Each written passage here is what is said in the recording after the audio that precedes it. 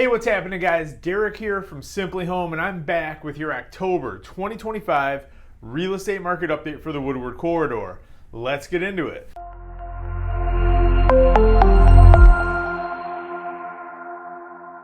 As always, we're going to start with Ferndale, so let's jump right in. As of right now in Ferndale, there are 71 homes on the market compared to only 23 that sold in the month of September. The average sale price for homes that did sell in September was $273,609. That's actually down 7.1% from the month of August, and it's down 1.8% from September of 2024. That being said, homes that sold in Ferndale in September sold for an average of 101% of asking price and sold in only 33 days on the market on average, and currently there's 2.8 months worth of inventory on the market in Ferndale. Moving on to Hazel Park. So currently in Hazel Park, there are 49 homes on the market compared to 15 that sold in September. And the average sale price in September in Hazel Park was $162,633. That's down 5.3% from the month of August, and it's down 4.1% from September of 2024. Homes in Hazel Park are currently selling for an average of 96.6% of asking price and selling in an average of 19 days on the market. And currently in Hazel Park, there's 2.7 months worth of inventory on the market. Heading over to Oak Park. Currently in Oak Park, there are 58 homes on the market compared to 24 that sold in the month of September. And the average sale price for those homes that sold in September in Oak Park was $255,644. That is an increase of 10.8% versus the month of August, and it's up 25.8% versus September of 2024. In Oak Park, homes are currently selling for 100.9% of asking price and selling in an average of 22 days on the market. Currently in Oak Park, there's 2.5 months worth of inventory on the market. All right, let's talk Berkeley. So currently in Berkeley, there are 37 homes on the market compared to 33 that sold in the month of September. And in September, the average sale price in Berkeley was $402,083. That's up 5% from the month of August, and it's up 12.7% from September of 2024. Homes in Berkeley that sold in September sold for an average of 101.2% of asking price and sold an average of 19 days on the market. And currently in Berkeley, there's only 1.7 months worth of inventory on the market. And heading over to Royal Oak, currently in Royal Oak, there's 215 homes on the market compared to 63 that sold in the month of September. And of the homes that did sell in September in Royal Oak, the average sale price was $401,223. That's down 6.6% from the month of August, and it's down 2% from September of 2024. And of those homes, the average home in Royal Oak in September sold for 98.5% of asking price and sold in an average of 19 days on the market. Currently in Royal Oak, there's 2.2 months worth of inventory on the market. And then finally, last but not least, your favorite and mine, that little city with the big heart, Clawson, Michigan. Let's talk Clawson. Currently in Clawson, there are 14 homes on the market compared to 13 that sold in the month of September. Of those homes that sold in September, the average sale price was $331,308. That's up 4.6% from the month of August, and it's up 18.9% from September of 2024. And in September in Clawson, the average home sold for 100.9% of asking price and sold in an average of only 14 days on the market. Currently in Clawson, there's only 0.9 months worth of inventory on the market. So I know this kind of looks like a tale of two counties almost, like we got numbers all over the place. So let's kind of break it down a little bit. I think what we're seeing in some of these smaller cities like Berkeley and Clawson, they have a very, very small sample size. They've always been more susceptible to swings up and down and all over the place. I'm kind of concentrating more on like the overall picture.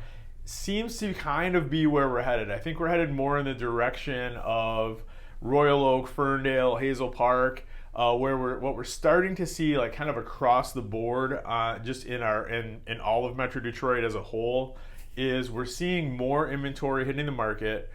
It's not flooding the market by any means. It's a very steady increase, but it generally is an increase week over week in every county.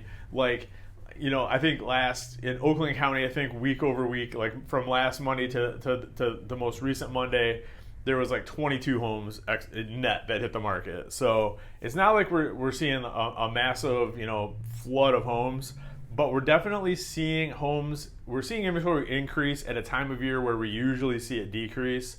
And this kind of tracks a couple years ago. We saw the same thing. We saw inventory continuing to increase on the market all the way right up until about Thanksgiving, and that's when it started to drop back down. So we'll just keep an eye on it. We'll see what's happening there. More importantly is the number of purchases seems to be decreasing pretty substantially.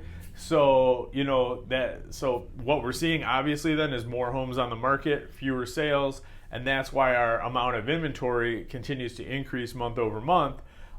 We're almost at about that 3% or 3-month mark of inventory, and that was where the market kind of flips into buyer's market territory. So that's, I think, also why we're seeing some most of the cities that we track, we're seeing prices decrease month over month. Not every city, but like I said, the smaller ones are a little more susceptible to big swings. The sample size is smaller, so we're kind of taking like the aggregate, the average of all these properties that sold. And what we're looking like, some of that is obviously due to time of year, because this is, we're getting into the slower time of year for real estate in our market. We're not there yet traditionally, but we're getting closer to Thanksgiving. That usually between Thanksgiving and New Year's period is usually pretty dead for real estate and in the Metro Detroit and all of Michigan basically. So some of that is attributable to that. The other factor that I'm really taking a close eye on is employment, because realistically, I wouldn't be shocked to see some automotive sector job losses here coming up. There's a lot of headwind that the auto industry is dealing with right now. So that's something I'm really keeping a close eye on, and I think that has something to do with where we're at on the market. So some of it's seasonal, some of it probably isn't. Now the other factor that we're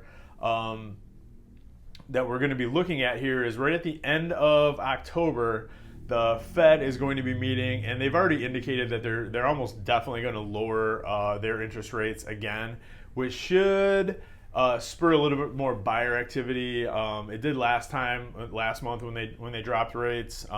So I wouldn't be shocked if we end the year somewhere in the fives, probably the high fives, 5.8, 5.9 on an average for like a 30-year fixed rate conventional mortgage. That remains to be seen.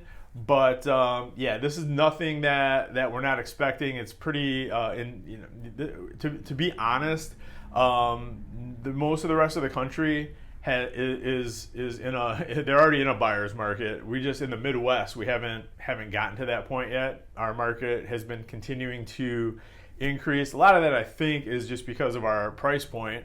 We're not Seattle, we're not Miami, we're not San Francisco or Los Angeles or New York City, where the average home is $1 million plus. We're still chugging right along at a $300,000 home will buy you a lot in our market. So that's kind of where we're at, and we'll take it as it comes. I think lower rates are going to help us on the home purchase side. Obviously, the flip side of that the Fed's keeping a close eye on is when they lower rates, that also tends to increase inflation, and inflation's already feels like it's awfully high. So we'll see what happens there. But as always, I'll be back next month with our updated numbers. So just keep checking back on this channel.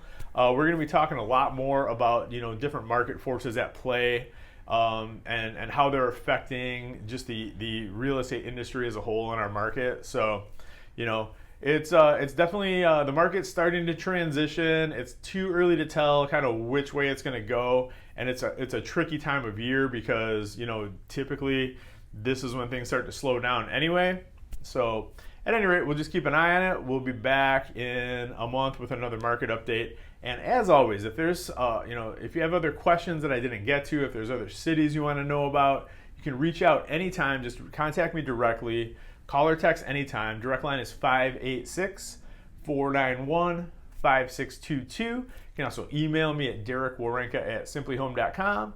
And as always, guys, I appreciate it. We'll talk soon. Have a fantastic Halloween. Have a great rest of your fall. And we'll see you in November. Thanks a lot. Have a great one, guys.